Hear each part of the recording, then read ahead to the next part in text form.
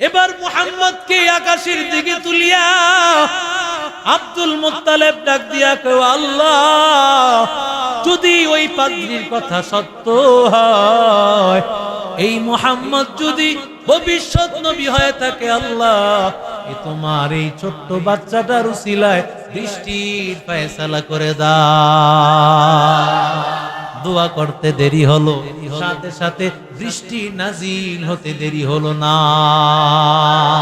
আতিনা ফি দারে দুনিয়া না হাসান, আতিনা ফি দারে উকবা না হাসান, ইয়া গিয়াসাল মুস্তাগীসিন হদিনা লিফতিখারা বিল উলুমি ওয়াল গিনা قدر قدرت داري بالكمال أنت ربي أنت حسبي ذو الجلال تهي قادر جليل الله جهادر بہر حالے تهي میرا نگہدار আল্লাহর খাজানায় অভাব নাই। আমার আল্লাহ পারেন, যেই আল্লাহ নবীর জমানায় ছিল ওই আল্লাহ এখনো আছে না নাই?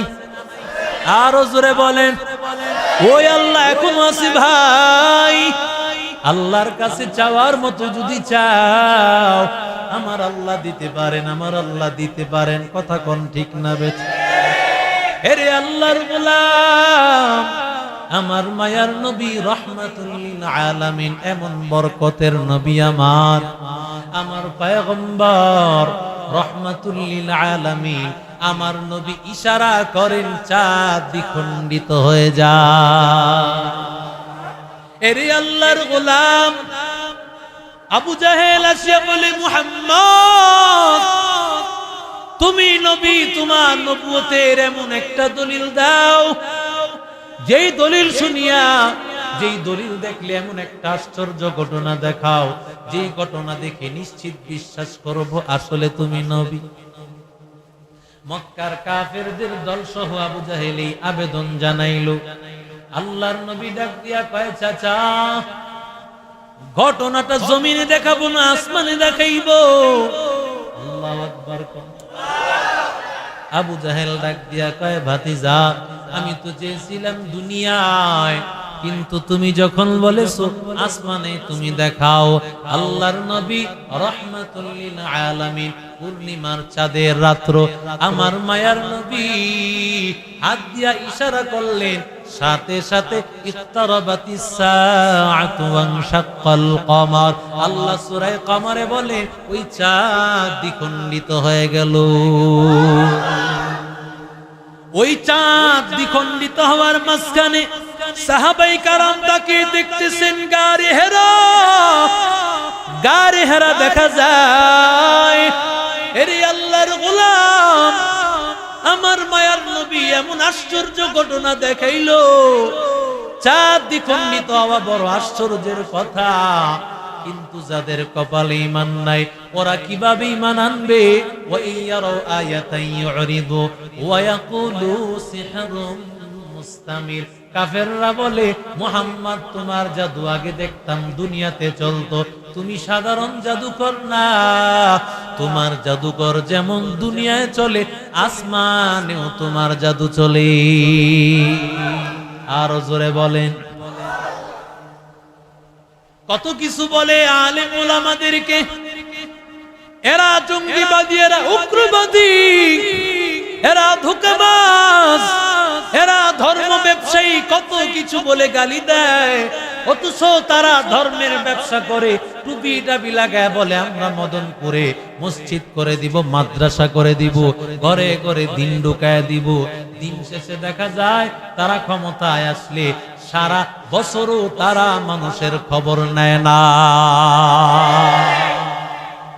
এরে নবীর আশিক উম্মতের দল, অথচ উলামায়ে কেরামেরা মানুষের দাঁড়ে দাঁড়ে বারে বারে গিয়ে বুঝায়, কত ভাবে বোঝায়, মানুষ কত কিছু বলে গালি দেয়, এরপরও তারা কোরআনের কথাগুলো ছেড়ে দেয় না। একমাত্র আশা আল্লাহ এই কোরআনের কথাগুলো বলে, আল্লাহ মানুষগুলো যদি হেদায়েত হয়, বিনিময়ে আল্লাহ মানুষগুলো নিয়ে একসাথে যাব জান্নাতে। লা ইলাহা লা ইলাহা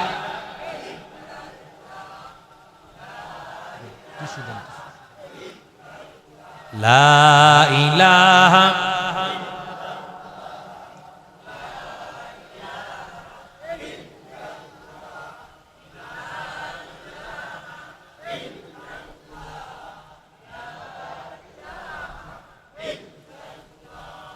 লা ইলাহা দিন থাকিতে লা ইলাহা ইল্লাল্লাহ বলো ভাই, দিন থাকিতে লা ইলাহা ইল্লাল্লাহ বলো ভাই, দুনিয়াতে আখিরাতে, দুনিয়াতে আখিরাতে চাও যদি ভালাই, দিন থাকিতে লা ইলাহা ইল্লাল্লাহ বলো ভাই, বলি লা ইলাহা ইল্লাল্লাহ লা ইলাহা ইল্লাল্লাহ লা ইলাহা ইল্লাল্লাহ লা ইলাহা ইল্লাল্লাহ লা ইলাহা লা ইলাহা ইল্লাল্লাহ লা ইলাহা লা ইলাহা ইল্লাল্লাহু মুহাম্মাদুর রাসূলুল্লাহ সাল্লাল্লাহু আলাইহি ওয়াসাল্লাম। আমার মায়ার নবী রাহমাতুল লিল আলামিন, মায়ার নবী এমন দামি নবী, পয়গম্বর নবী, নবী হওয়ার সবচাইতে বড় দলিল হলো পয়গম্বরের বরকতে আল্লাহ খাবারে বরকত দিয়া দেন। আর জোরে বলেন আবু তালেব বলেন, মুহাম্মদ আব্দুল মুত্তালিবের ইন্তেকালের পর মুহাম্মদ যখন আমার ঘরে আসলো, আমার ঘরে আসার পর আমরা ছিলাম গরিব, টাকা পয়সা তেমন নাই, কিন্তু আল্লাহর কসম মুহাম্মদ আমাদের ঘরে আসার পরে লোক বেড়েছে, কিন্তু মুহাম্মদ যখন আমাদের ঘরে আসছে আমাদের খাবারে কোনো অভাব হয় না। যেটুকু পরিমাণ আগে খাবার রান্না করতাম ওই পরিমাণই তাকায় দেখতেছি খাবার খাওয়ার পরেও খাবার অবশিষ্ট থেকে যায়। আমার মায়ার নবী রাহমাতুল লিল আলামিনের সাহাবী আবু তালহা, আবু তালহা তার বিবি উম্মে সুলাইম, উম্মে সুলাইমের কাছে আসিয়া বলে, ও বিবি আমার, সামিআতু সাওতা রাসূলিল্লাহি সাল্লাল্লাহু আলাইহি ওয়াসাল্লাম যায়ীফা, পয়গম্বরের কণ্ঠটা দেখলাম দুর্বল, নবী আমার বড় ক্ষুধা, ক্ষুধার তাড়নায় নবীর কথা বের হইতেছে না, এতটা কষ্ট হইতেছে। হাল ইনদাকি শাই, ও বিবি খাবারের মতো কিছু আছে নাকি? বলে হ্যাঁ সামান্য কিছু আছে, কয়েকটা জবের রুটি বের করে দিল।